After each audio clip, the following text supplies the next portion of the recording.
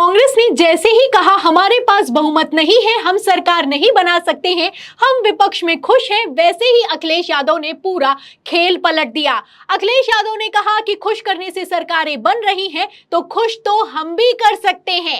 ऐसे हालातों में पूरा सीटों का गणित पलटता हुआ नजर आ रहा है। आपको बता दें, खबर निकलकर सामने आई है कि प्रधानमंत्री नरेंद्र मोदी के शपथ ग्रहण के ठीक 48 घंटे पहले जेडीयू और टीडीपी ने नई मांगे रख दी हैं। और तो और इन मांगों पर भारतीय जनता पार्टी राजी नहीं हो रही है, इनको मानने से साफ इनकार कर दिया है। इसके बाद से तो बवाल मच गया है। तो फिलहाल क्या मांगे रखी गई हैं, क्या नई शर्तें निकलकर सामने आई हैं, आपको मैं बताऊंगी। लेकिन उसके पहले किस तरीके से सीटों का गणित पलटता हुआ नजर आ रहा है, फटाफट से दिखा देते हैं। देखिए, अगर बात की जाए 2024 लोकसभा चुनाव की, तो यहां पर मैं आपको बता दूं कि भारतीय जनता पार्टी या फिर यूं कहें एनडीए के पास 294 सीटें हैं, जिसमें से बीजेपी के पास 240, टीडीपी के पास 16, जेडीयू के पास 12 और शिवसेना जो कि अजीत पवार की है उसके पास 7 हैं, वहीं एलजेपी के पास 5 है, आरएलडी के पास 2 हैं और अदर्स 12 पर है। ऐसे हालातों में लगातार इंडिया गठबंधन इसी जुगत में लगा रहा कि जेडीयू और टीडीपी हमारे साथ आ जाएं, क्योंकि 28 सीटें उधर से कम हो जाएंगी तो इंडिया गठबंधन इधर कितना मजबूत हो जाएगा आप अच्छे से समझते हैं। और जैसे ही 28 सीटें उधर से कम होंगी उसके बाद अदर्स भी खेला कर सकते हैं। ऐसे हालातों में Akhilesh Yadav full active mode में दिखाई दे रहे हैं। आपको बता दें, पहले ही अखिलेश यादव ने नीतीश और नायडू से बातचीत की है और इसके बाद प्लान तैयार किया गया है। और इस प्लान को लेकर बड़ी खबर निकलकर सामने आई है कि ममता, उद्धव, अखिलेश ने पूरा प्लान तैयार कर लिया है और बनते ही मोदी सरकार को गिराया जा सकता है। आपको बता दें कि अखिलेश यादव लगातार मीटिंग पर मीटिंग कर रहे हैं। तस्वीरें भी निकलकर सामने आई हैं। आप देख सकते हैं कि किस तरीके से ममता बनर्जी के प्रतिनिधि मंडल से बातचीत की जा रही है, मीटिंग की जा रही है। अभिषेक बनर्जी लखनऊ पहुंचे हुए हैं, मीटिंग पर मीटिंग हो रही है। Akhilesh Yadav full active mode में दिखाई दे रहे हैं। जहां एक तरफ उत्तर प्रदेश में मीटिंग हो रही है, वहीं दूसरी तरफ आप देख सकते हैं कि महाराष्ट्र में भी लगातार मीटिंगों का दौर जारी है।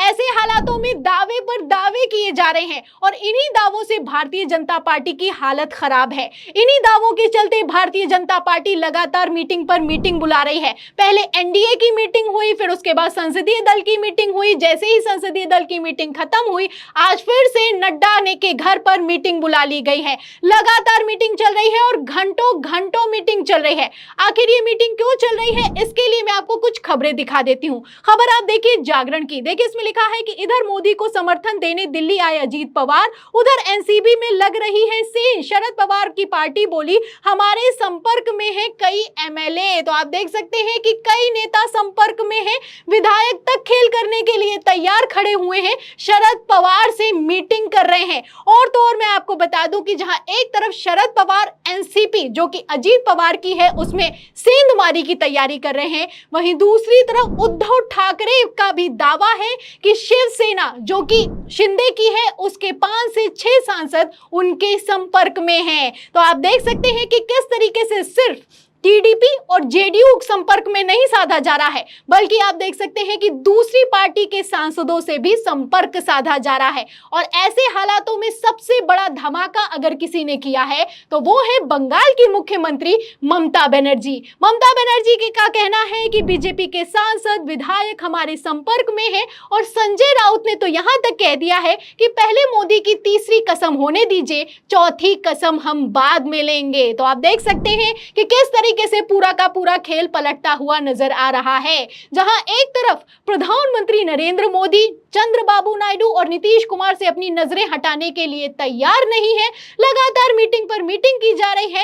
इन सब के बावजूद चंद्रबाबू नायडू और नीतीश ने खेला कर दिया है। आपको बता दें, नई मांगे रख दी गई हैं। कल तक गृह मंत्रालय मांग रहे थे और आज कहना है कि हमें गृह मंत्रालय भले ही मत दीजिए, भले ही रेलवे मंत्रालय मत दीजिए, लेकिन स्पीकर का पद और उसी के साथ वित्त मंत्रालय जरूर दे दीजिए। अब स्पीकर का पद इसलिए मांगा जा रहा है क्योंकि स्पीकर ही वो बड़ा पद होता है जो कि दल बदल कानून के तहत सांसद को एक पार्टी से से दूसरी पार्टी में जाने से रोकता है। अगर मान भी लीजिए जब सरकार बन गई, अगर कोशिश की गई भारतीय जनता पार्टी की तरफ से जेडीयू और टीडीपी के सांसद को तोड़ने की, तो स्पीकर इस पर रोक लगा सकता है। वहीं दूसरी तरफ मैं आपको बता दूं कि अब वित्त मंत्रालय मांगा जा रहा है। वित्त मंत्रालय के अंडर में आता है ईडी डिपार्टमेंट, और ईडी डिपार्टमेंट अगर विपक्ष के पास में चला गया तो भारतीय जनता पार्टी का क्या होगा, सवाल खड़ा होता है। क्योंकि मैं आपको बता दूं कि ईडी ही है जो कि दबाव बनाकर रखती है, और अगर ईडी ही दूसरों के हाथों में चली गई तो ये दबाव चला जाएगा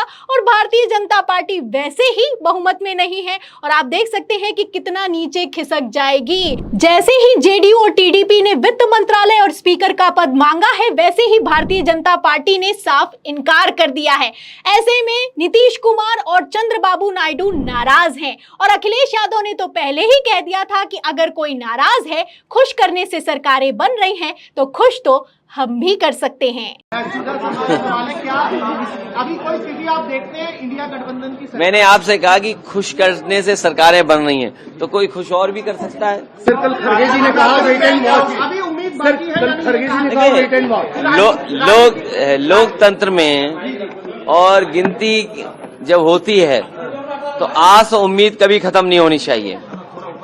आस हमेशा बनी रहनी चाहिए, उम्मीद हमेशा रहनी चाहिए। तो आप देख सकते हैं कि किस तरीके से 37 सीटें जीतने वाली समाजवादी पार्टी, या फिर यूं कहें अखिलेश यादव, ममता बनर्जी जिन्होंने 29 सीटें जीती हैं, और इसी के साथ महाराष्ट्र, वहां पर तो पूरा खेल ही पलट गया है। कांग्रेस सबसे बड़ी पार्टी बनकर उभरी है, पूरा का पूरा खेल पलटने के लिए तैयार खड़े हुए हैं। अब ऐसे में सवाल ये खड़ा होता है कि ये खेला मोदी के शपथ ग्रहण के बाद होगा या फिर कि पहले ही हो जाएगा, क्योंकि टीडीपी और जेडीयू नाराज हैं, और इनको नाराज करना भारतीय जनता पार्टी के बस की बात नहीं दिखाई दे रही है। 240 सीटों वाली भारतीय जनता पार्टी का इस बार के लोकसभा चुनाव में क्या हाल हो चुका है, इन खबरों से, इन बयानों से आप अंदाजा लगा सकते हैं। फिलहाल 9 जून को शपथ ग्रहण होने वाला है। अब ये शपथ ग्रहण होगा या फिर कि नहीं होगा, आपको क्या लगता है? और अगर ये शपथ ग्रहण हो जाएगा तो इसके बाद क्या होगा, आपको क्या लगता है? हमें कमेंट बॉक्स में जरूर लिखें। वीडियो को ज्यादा से ज्यादा शेयर करें, सब्सक्राइबर बटन दबाएं, हमारे चैनल को लाइक करें, सब्सक्राइब करें, ज्वाइन करें। फिर मिलते हैं अगली खबर के साथ, तब तक के लिए